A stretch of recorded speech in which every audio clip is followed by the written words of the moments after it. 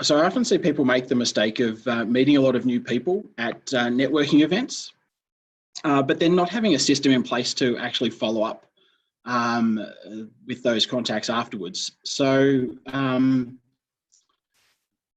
I've listened to this podcast around the 24/7 30 follow-up system, and I'm going to talk more on that because it's a really good way to actually follow up people after you've met them at a networking event.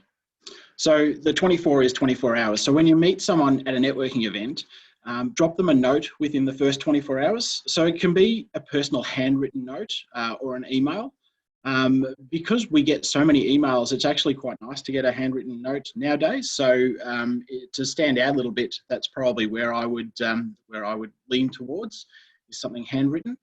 I know that some BNI members have or work with a company called Send Out Cards, and I've heard good things about Send Out Cards. So it's a great program to enable you to send a card to somebody just with a greeting, and it can be personalised, etc. I know a lot of people use photos from events on those cards, so it's a really good way of touching base with someone within the 24 hours.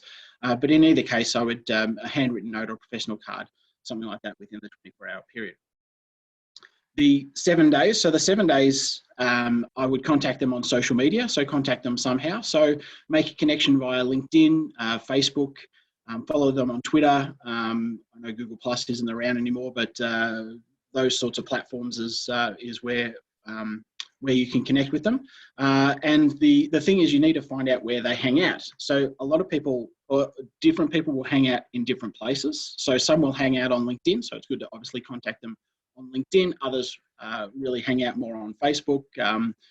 Twitter, not so much in Australia, but there are people that do hang out on there. I know a lot of people who do use it for various feeds and various things. So it's a good way to stand out, to connect with them that way in an area that they play in.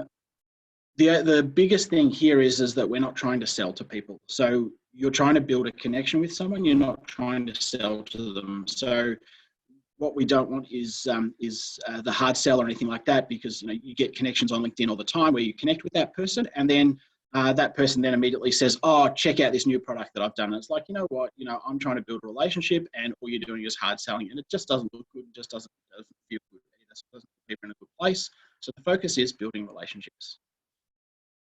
The 30 is the 30 days. So within 30 days, reach out and set up a face-to-face meeting if you live near each other. Otherwise, a Zoom meeting or an online meeting, etc., is a good way to connect with that person and build a relationship that way. Phone calls, etc., Skype. It's more important to be interested than interesting. You want to be interested in them, and ideally look for opportunities or ways that you can possibly help them. But no matter what, it's about building a relationship. So I use Outlook Calendar. A lot of people have Google Calendar. There are various other calendar programs that do keep you accountable and do hold meetings for you and help structure your business life and personal life as well. So it's really good to be vigilant that way. So I set up a Outlook Calendar to remind me after a certain period of time to contact that person. As the late Jim Rohn used to say, the fortune is in the follow-up. And this is about building a relationship. Thank you, Paul.